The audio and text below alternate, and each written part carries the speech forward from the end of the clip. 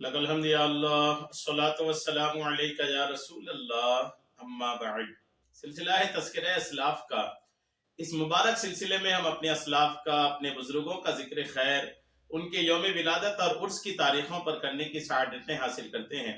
آج جس عظیم الشان شخصیت کا ہم ذکر خیر کرنے جا رہے ہیں وہ ہیں سراج العارفین سید السالکین، نور العاشقین سیدنا شاہ ابو الحسین احمد نوری ماں رہروی رحمت اللہ تعالی علیہ۔ آج آپ کا ذکر خیر ہم اس مناسبت سے کرنے جا رہے ہیں کہ 11 رجب 1324 ہجری کو حضرت کا وصال ہوا تھا۔ آپ کی وصال کی تاریخ 11 رجب کو آپ کی بارگاہ میں خراج عقیدت پیش کرتے ہوئے یہ بیان ہم اپنے ناظرین تک پیش کرنے کی سعادتیں حاصل کرتے ہیں۔ ہمارا موضوع ہے نوری میاں کی نوری کرامات۔ آئیے توجہ کے ساتھ اول تا آخر بیان کو سماعت کرنے کی سعادتیں حاصل کیجیے۔ مولانا مولوی محب احمد صاحب زیدہ مجدہم، مدرس مدرسہ برکاتیہ ماں رہرا، یہ جو وقت وصال شریف حاضر تھے، نوری میاں کا جب وصال ہو رہا تھا اس وقت یہ حضرت آپ کے پاس حاضر تھے۔ روایت فرماتے ہیں، یہ لوگ کہتے ہیں کہ بعد وصال شریف غسل و تکفین بلکہ تدفین تک لبہائے مبارک متحرک تھے۔ تصدیق اس کی اور صاحبزادگان خاندان سے بھی ہوئی۔ یہ وہ سنت آخری حضور سرور عالم صلی اللہ تعالی علیہ وسلم کی تھی جو کتب حدیث و سیر میں مروی ہے، نیز اپنے جد اکرم اور شیخ طریقت کا اقتدا تھا، جس کا حال حضور اقدس قدس سرہ نے رسالہ سراج العوارف فی الوصایا والمعارف کے صفحہ 26 نور 16 میں درج فرمایا ہے۔ یعنی جب نوری میاں رحمت اللہ تعالی علیہ کا وصال ہو گیا تو اس وقت آپ کے وصال کے وقت آپ کے آس پاس جو ناظرین و حاضرین تھے ان کا بیان ہے کہ وصال کے بعد سے لے کر کے غسل سے لے کر کے کفن پہنانے سے لے کر کے دفنانے تک آپ اپنے مبارک لبوں کو حرکت دے رہے تھے، گویا کہ اللہ کا ذکر بھی کر رہے تھے، درود شریف بھی پڑھ رہے تھے۔ یعنی ایک اللہ کے ولیوں کا مرنے کے بعد بھی جو تصرف ہے، اولیاء کرام کا بعد وصال بھی جو دنیا سے ایک تعلق ہے، اس کو بیان کرنے کے لیے یہ واقعہ الحمدللہ اپنے آپ میں ایک اہمیت رکھتا ہے۔ مولانا عطا احمد صاحب فرشوری بدایونی نوری جو با اخلاص حضرت کے مریدین میں ہے اور حضور اقدس قدس سرہ کے کرم خاص سے ایک امتیازی شان رکھتے ہیں، روایت کرتے ہیں کہ ان کی ہمشیرہ کے پاس، ان کی بہن کے پاس کچھ روپے نوری میاں نے امانت رکھ دیے تھے، جو بنہایت احتیاط ایک صندوقچہ مقفل میں رکھ دیے گئے۔ یعنی ایک صندوق کے اندر مقفل مطلب تالا لگا کے رکھ دیے گئے۔ ایک روز جو وہ روپے شمار کیے تو 2 روپے کم تھے، نوری میاں نے پیسے رکھنے کے لیے دیے۔ اب یہ انہوں نے جن مولانا عطا احمد صاحب کو دیا، انہوں نے اپنی بہن کو دیا، بہن نے نوری میاں کے پیسے جو تھے وہ ایک صندوق کے اندر تالا لگا کے رکھ دیے۔ کچھ دنوں کے بعد ان پیسوں کو نکال کر کے گنا، شمار کیا کہ دیکھیں تو جتنا رکھا تھا اتنا ہے کہ نہیں۔ جب گنتی کیے تو پتہ چلا 2 روپے کم تھے۔ حیران ہو کر 2 روپے اپنے پاس سے ڈال کر وہ رقم پوری کر دی۔ حیرانی بھی تھی نا، چونکہ تالا لگا ہے، چابی ہمارے پاس ہے اور صندوق بھی ہمارے گھر میں ہے، تالا لگا ہے، تالا ٹوٹا بھی نہیں ہے، صندوق ٹوٹا بھی نہیں ہے، پھر بھی اس کے اندر سے 2 روپے غائب ہے۔ اب یہ انہوں نے کیا کرے کہ اپنی طرف سے 2 روپے اس میں ملا کر رقم پوری کیا، پھر رکھ دیا۔ ایک عرصہ بعد حضور اقدس قدس سرہ تشریف لائے، یعنی نوری میاں صاحب رحمت اللہ تعالی علیہ تشریف لائے، اور وہ زر امانت طلب فرمایا کہ جو میں نے رکھنے کے لیے دیا تھا وہ دو مجھے۔ روپے حاضر کیے گئے، شمار فرما کر 2 روپے واپس فرمائے۔ نوری میاں رحمت اللہ تعالی علیہ کی تصرف دیکھیے، آپ کی کرامت دیکھیے کہ آپ نے پہلے پیسہ رکھنے دیا، بیچ میں جن کے پاس رکھنے دیا تھا ان کے پاس سے 2 روپے غائب ہوئے، پھر آپ ایک عرصے کے بعد جب ان کے گھر آئے تو اپنا دیا ہوا پیسہ واپس مانگا، جب واپس انہوں نے دیا تو پوری رقم دیا۔ اس میں سے نوری میاں رحمت اللہ تعالی علیہ نے گن کر کے 2 روپے ان کو واپس کر دیا۔ اب یہ جب واپس فرمائے، اب یہ عفیفہ اصرار کرتی ہیں جن کے پاس، جنہوں نے، جس خاتون نے ان روپیوں کو رکھی تھی نا، وہ کہتی ہے کہ حضور کی امانت اس قدر تھی، حضور کی امانت یعنی حضور آپ کی امانت تو اتنی ہی تھی جتنی میں نے آپ کو پیش کیا ہے، اور حضور اقدس کسی طرح قبول نہیں فرماتے۔ جب اصرار زیادہ بڑھا، بار بار کہے کہ نہیں حضور آپ کا اتنا ہی تھا، آپ کا اتنا ہی تھا، تو اس وقت نوری میاں نے جو جواب دیا وہ توجہ سے سنیے۔ فرماتے ہیں کہ بے شک امانت اسی قدر تھی جو تم کہتی ہو، میں نے اتنا ہی دیا تھا جتنا تم کہتی ہو، لیکن ضرورت کے وقت اس میں سے 2 روپے ہم نے لے لیے تھے، یہ 2 روپے تمہارے ہیں اور یہ راز ہے۔ تصرف دیکھیے، کمال دیکھیے، نوری میاں رحمت اللہ تعالی علیہ کا کمال دیکھیے کہ الحمدللہ آپ نے روپیہ رکھنے دیا، جب تصرف آپ کو جب کسی پیسے کی ضرورت ہوئی تو آپ نے تصرف کا استعمال کیسا کیا، دیکھیے کہ آپ کو ضرورت پڑی، آپ نے اپنے وہ روپے جو رکھنے کے لیے دیے تھے انہوں نے تالا لگا کے رکھے تھے، لیکن تصرف دیکھے کہ کہاں کا تالا، کہاں کا صندوق، کہاں کی دوری، سارا کچھ ان اولیاء کرام کے سامنے ایسا غلامی کرتا نظر آتا ہے کہ آپ فرماتے ہیں کہ میں نے وہاں سے ضرورت کے وقت 2 روپے لے لیا تھا، اور یہ 2 روپے جو واپس کر رہا ہوں یہ اسی وجہ سے واپس کر رہا ہوں۔ اور آپ نے یہ بھی فرمایا کہ یہ راز ہے۔ الحمدللہ، غور کیجئے، یہ 2 کرامت ہی آپ دیکھیں کہ ایک تو موت کے بعد بھی زبان کا حرکت کرنا، اور پھر پیسہ جو رکھنے دیا تو پھر یوں پیسہ الحمدللہ اپنے تصرف سے لانا۔ غور کیجئے کس شان کے مالک ہیں۔ حضرت صاحبزادہ سید حسین حیدر صاحب و صاحبزادہ حکیم سید آل حسین صاحب زیدہ مجدہما ڈاکٹر محمد ناصر خان ساکن ماررہ سے خود سنی ہوئی روایت بیان کرتے ہیں کہ ڈاکٹر صاحب ضلع ایٹا بعض مواضعات میں معالج تھے، یعنی ضلع ایٹا کے بعد جگہوں میں یہ ڈاکٹر تھے، حکیم تھے، علاج کرتے تھے۔ ایک شخص پہنچا اور بیان کیا کہ قریب کسی موضع میں قریب کسی گاؤں میں ایک مریض ہے، آپ چل کر دیکھیں اور دوا تجویز کر دیں۔ معقول فیس بھی پیش کی، جو فیس تھی جانے کی وہ بھی اچھی پیش کی۔ ڈاکٹر صاحب اس کے ہمراہ اس کے ساتھ روانہ ہوئے۔ آبادی سے چند کوس چل کر کنارہ دریا پر ایک وحشت ناک جنگل میں پہنچے۔ اس نے یہاں تھم کر آواز دی اور فوراً 2 شخص لاٹھیاں لیے ہوئے آ گئے۔ ان تینوں بدماشوں نے قصد کیا کہ ان کا سامان اور زر نقد لے لیں اور قتل کر کے دریا میں ڈال دیں۔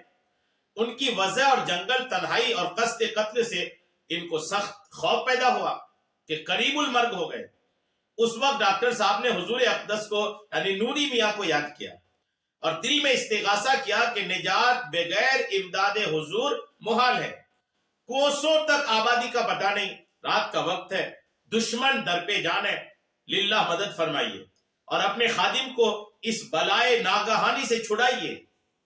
اس خیال کے ساتھ ہی ڈاکٹر صاحب نے دیکھا کہ ایک جانب سے حضور اقدس یعنی نوری میاں تشریف لائے اور اشارہ فرمایا گھبراؤ نہیں، ہم آ گئے ہیں۔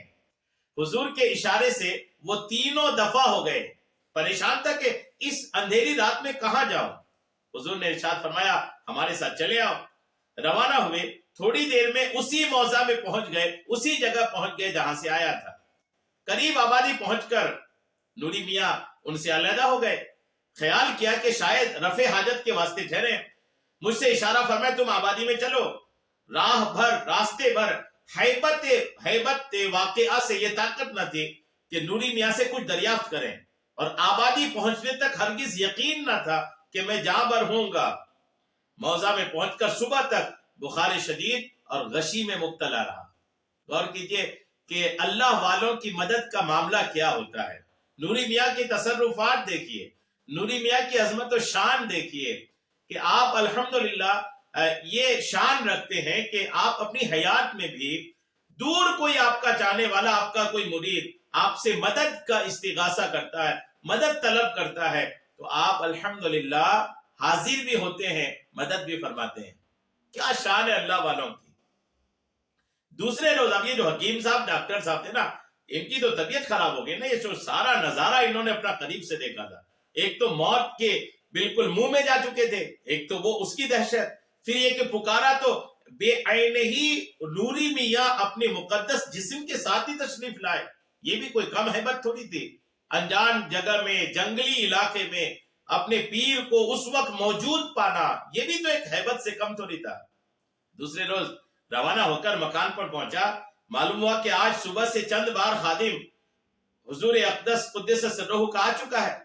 یعنی یہ معلوم کیا تو پتہ چلا کہ نوری میاں کے خادم کئی بار آ چکے ہیں اور دریافت کر گیا ہے کہ ڈاکٹر آئے یا نہیں. یہ بھی حکم کے فوراً نوری میاں کی خدمت اقدس میں حاضر ہوں.